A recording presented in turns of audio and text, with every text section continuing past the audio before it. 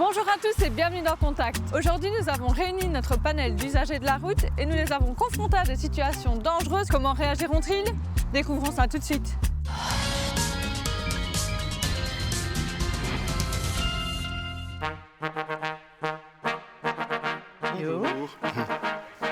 Alors, on passe à l'attaque. Oui. Comment réduire le risque de tangage? Oula. C'est pas possible, un truc Mais pareil. il s'en rend pas compte. Il n'y a pas de rétro. Il va tout perdre, lui. T'as vu comme ça balance? Ah bah voilà. Ouais. À mon avis, Mais il a comment pas est-ce- fort attaché son truc. Hein. C'est interdit ça normalement. Sur la bande du milieu, il y a un véhicule qui tracte. Un engin, je ne vois pas trop si c'est bétonneuse ou tondeuse. On voit que ça balance et puis à un moment, il y a tout qui tombe. Et là, ça arrête le tangage, d'ailleurs. On voit bien que c'est ça le problème. Déjà, il faudrait ne pas bouger tout le temps. Moi, j'aurais déjà pris une remorque plus fermée, bien attaché le matériel. Non, c'est un mouvement oscillant, donc ça augmente sans arrêt. À mon avis, il faut réduire la vitesse déjà. Et s'il y a moyen, essayer de ne pas aller de gauche à droite. Je comprends pas comment la police de la route n'est même pas venue tout de suite avec toutes les caméras qu'il y a aujourd'hui. Le tangage peut se provoquer par différentes raisons, extérieures par exemple, un vent latéral, mais c'est souvent aussi un problème lié soit au véhicule, par exemple les pneus ne sont pas assez gonflés ou les amortisseurs sont usés, mais avant tout lié au chargement lui-même, à la manière dont il est positionné et attaché dans la remorque. C'est probablement ce qui s'est passé ici. On a un chargement avec un centre de gravité haut et qui a l'air d'être placé fort à l'arrière de la remorque, et c'est probablement ce qui a provoqué le tangage. Donc il faut faire tout l'inverse de ça. Si malgré tout la remorque se met à tanguer comme ici, la seule solution c'est de lever le pied et de réduire sa vitesse sans coup de frein et sans coup de volant brusque, en espérant qu'on va pouvoir ainsi rattraper la situation. Je pense qu'il vaut mieux qu'il soit derrière toi que devant toi. Oui, clairement, mais je ne vais pas le dépasser. Non, ça c'est trop dangereux, il va Voilà, dans tous les sens. exactement. Donc, je ferai, moi.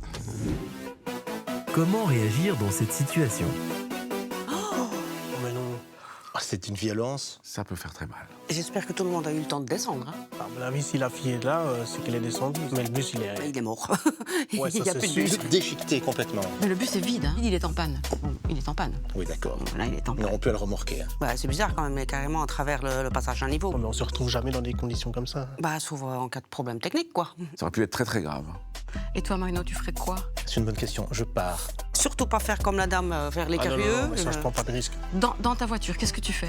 J'essaie de la dégager, de la faire Jusque quand partir. Mais oui, mais c'est toujours là le danger, je pense. Comment ça se fait que le bus s'est retrouvé comme ça en fait? Par une panne, je vois pas. Ou alors c'est un suicidaire, quoi. Mais... Il faut absolument appeler la police, je sais pas, tu appelles qui? Quand on arrive à un passage à niveau, on regarde déjà les feux. Si c'est rouge d'office, on s'arrête. J'ai déjà été coincée sur un passage à On a niveau. le stress. Mais on a pu redémarrer. Si jamais vous vous retrouvez immobilisé sur un passage à niveau, la première chose à faire, c'est de vous mettre à l'abri ainsi que vos passagers. Ensuite, appelez immédiatement le gestionnaire du réseau. On trouve le numéro d'appel sur chaque poteau du passage à niveau. Il s'agit du 1711. On trouve aussi sur ce poteau le numéro de la ligne et le numéro du passage à niveau. Avec ces informations, le gestionnaire du réseau aura une meilleure chance de bloquer les trains sur la ligne, ce qui pourra peut-être éviter l'accident. Mais évidemment, il faut tout d'abord essayer de ne pas se retrouver immobilisé sur un passage à niveau. Le code de la route prévoit d'ailleurs qu'on ne peut pas s'engager sur un passage à niveau si on a des risques de se retrouver immobilisé sur celui-ci. Arrêtez-vous bien avant le passage à niveau si vous voyez qu'il y a trop de circulation devant celui-ci et que vous ne pourrez peut-être pas le franchir d'un coup. Je savais pas, moi, qu'on pouvait trouver le numéro de téléphone d'Infrabel et puis le numéro de la ligne sur le poteau. Comme quoi, on en apprend tous les jours. Voilà, Contact, c'est déjà terminé pour aujourd'hui. Merci d'avoir été avec nous. Si vous voulez continuer à suivre toute notre actualité, vous pouvez le faire via le site internet et l'application RTBF Actu. Quant à moi, je vous retrouve dès la semaine prochaine et d'ici là, bonne route!